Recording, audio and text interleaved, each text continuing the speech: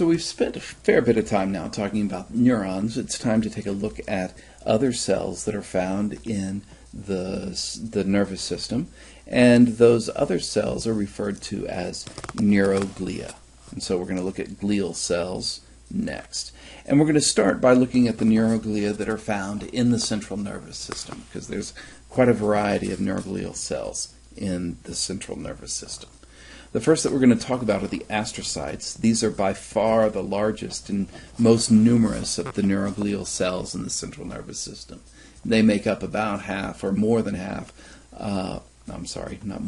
almost half of the volume of the brain and the spinal cord. They're called astrocytes because they have a star shape, and some of the projections reach out and seal the gaps between the cells of the capillaries, and other projections then connect to the neurons. And part of their job is to regulate the exchange of nutrients between the blood and the neurons. Because they're sealing up the gaps, material doesn't come out of the capillaries very easily, and so they can regulate what is allowed into the interstitial fluids and what's delivered directly to the neurons and taken away from the neurons. So they exchange nutrients and wastes. We move nutrients from the blood into the neuron, and wastes moves from the neuron into the blood. And they also regulate the concentrations of ions and dissolved gases that are in the interstitial fluids and that make their way into the neurons. They can signal to the neurons to form and then maintain synapses. So constantly, this is part of how learning is done, is that the neurons make new synapses, and the astrocytes facilitate some of that.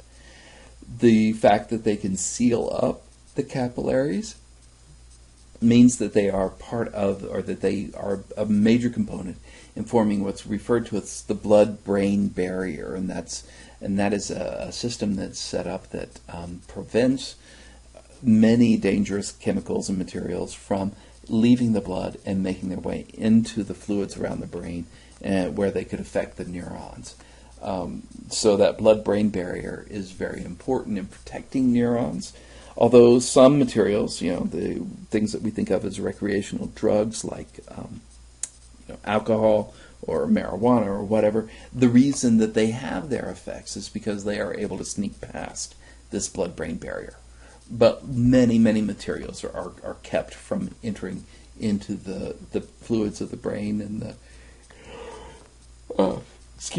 fluids of the brain and the spinal cord, and that helps, again, to protect those cells. They also help to form scar tissue if there's injury to the brain or the spinal cord. They provide physical support, so they reach out and they can, their projections hold the neurons in place. And then they can also absorb and then help the neuron recycle neurotransmitters into ions that the neurons need to be effective. So astrocytes have lots and lots of different roles in the cells, or in the central nervous system. Another cell that we find in the central nervous system are the oligodendrocytes. Oligodendrocytes, let's take that name here. Oligo means few. If you have thought about political science lately, oligarchy is the rule of the elite few. Dendro means branches. So these are cells that have a few branches. They resemble astrocytes, really small astrocytes, but they generally have fewer projections off of them than the astrocytes do. And these projections, they reach out like this, and then when they come to an axon of a neuron, they wrap around and round and round and round. I almost think of them as like a slap bracelet. If you remember those, where you can take this piece of curved metal and slap it up against your wrist, and it just wraps around the wrist. Well, that's what the oligodendrocyte extensions do. When they encounter a neuron axon, then they'll wrap around and around and around that neuron axon multiple times, and almost all of the cytoplasm is squeezed out. So what we get then, if this is the axon, we're looking at a cross section now, that oligodendrocyte, this is the main body of the oligodendrocyte. And then here's where it wraps round and round and round and round and round and round, all the way around, multiple layers. Squeezes out most of the cytoplasm so that what's left here in these layers is primarily phospholipid. And that forms what is referred to as the myelin sheath. So we'll talk a lot later about what the functions of the myelin are. But it is a insulating.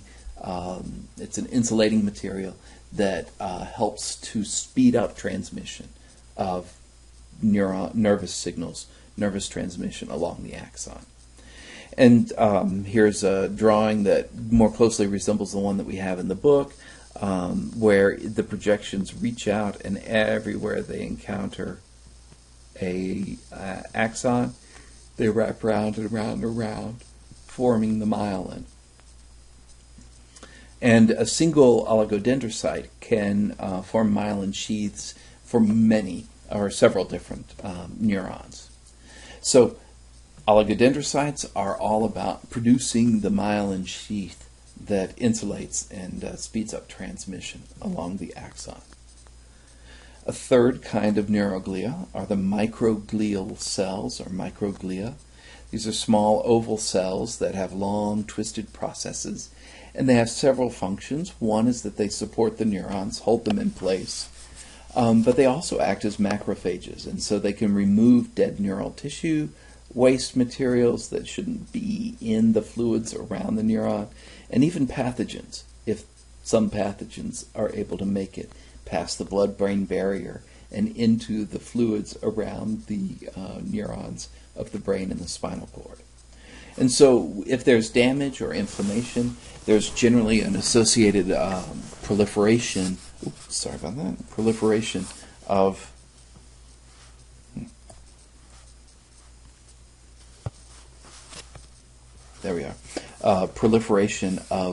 the microglia.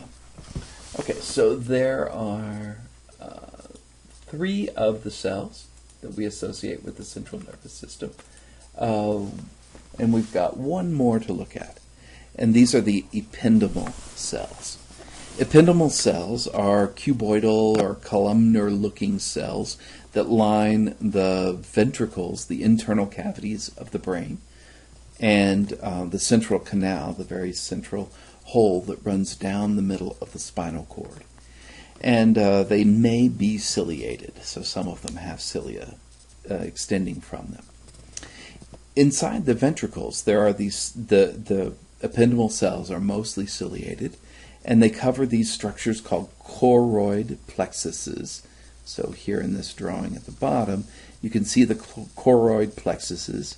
Inside of each one are capillaries carrying blood. And so we have these specialized clusters of capillaries that their job is to assist in, or the ependymal cells there associated with these choroid plexuses are, their job is to produce and then begin the circulation of cerebrospinal fluid. So inside of these cavities inside the brain, there is an abundant fluid that circulates once it's been produced, and the concentrations of different chemicals in the cerebrospinal fluid is provided by the ependymal cells that line these or cover these choroid plexuses. And so they form this epithelium-like single cell layer. They're held together by gap junctions so that there's free exchange among all the cells. And especially here at the ventricles, this ependymal layer is porous, and so there's free diffusion of materials out of the capillaries and into the cerebrospinal fluid.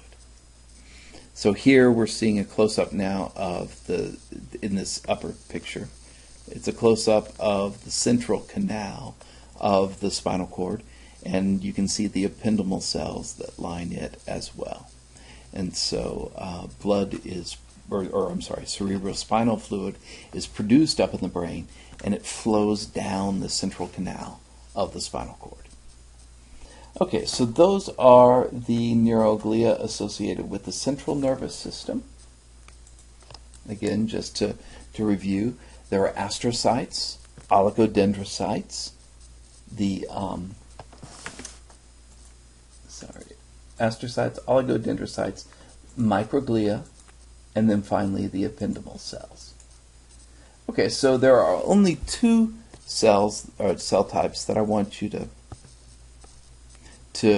be aware of from the peripheral nervous system, and these are the Schwann cells and the satellite cells.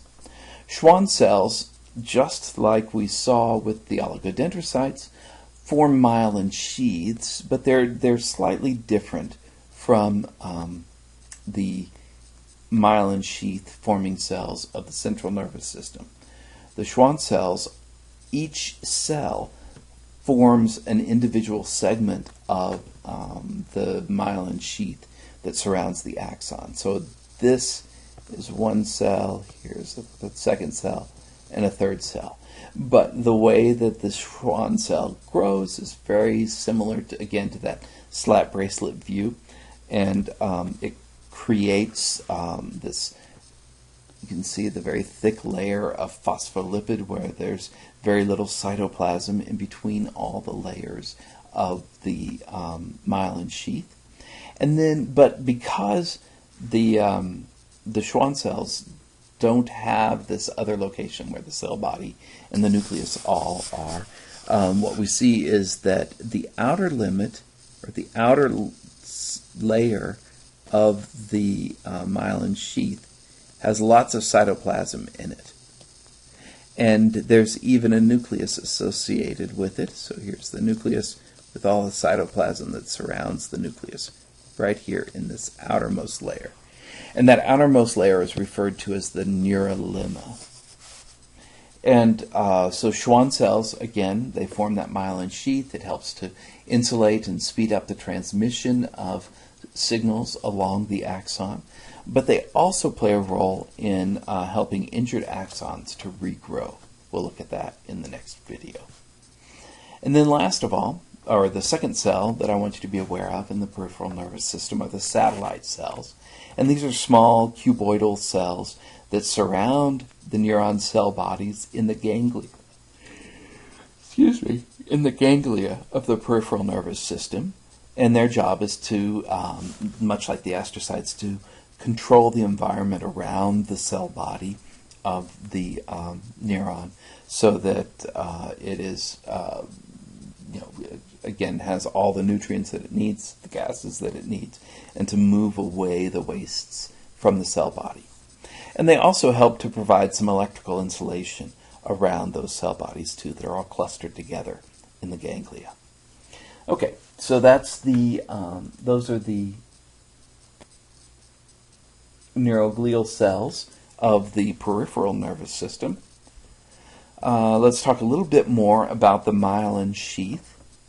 So that myelin now, it's a whitish color, segmented covering that's found on many of the nerve fibers, or the axons of the neurons, of both the central nervous system and the peripheral nervous system. There's very little cytoplasm, again, between the layers of the wrappings where the myelin sheath wraps around the axon. And it's 80% lipid, specifically phospholipid, and about 20% of it is protein. And as I've said before, the role that myelin plays is to protect and insulate the nerve fibers. And if you look along the length of an axon, what you'll see is that here's the axon, here is a segment of myelin sheath, here's another segment of myelin sheath, here's another segment of myelin sheath. So these myelinated segments have little gaps in between them that are referred to as the nodes of Ranvier. Ranvier is a French name, so I love to say it. but these nodes are little areas of unmyelinated axon between the internodes that are covered in myelin. And what this allows is that rather than the nerve impulse having to travel all the way down the entire axon, instead it allows this nervous impulse to jump, to kind of leap from one node, or node of Ranvier, to the next node, to the next node, to the next node.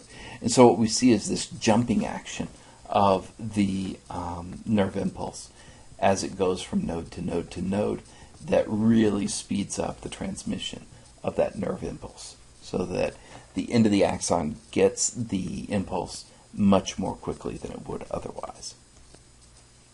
In the peripheral nervous system, as we said, the Schwann cells serve as the myelination, and there's little to no cytoplasm between those layers.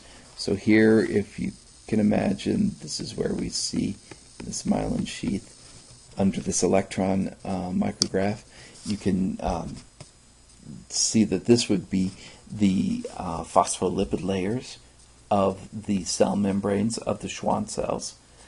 Here you can see it's a little shredded, so in these areas you can make out the individual layers of cell membrane that all squeeze in together.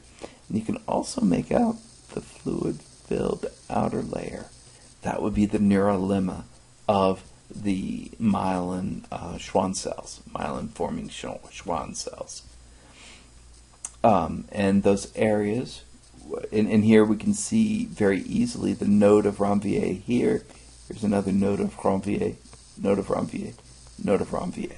So these segments in between those nodes, they're referred to as the internodes, between the nodes.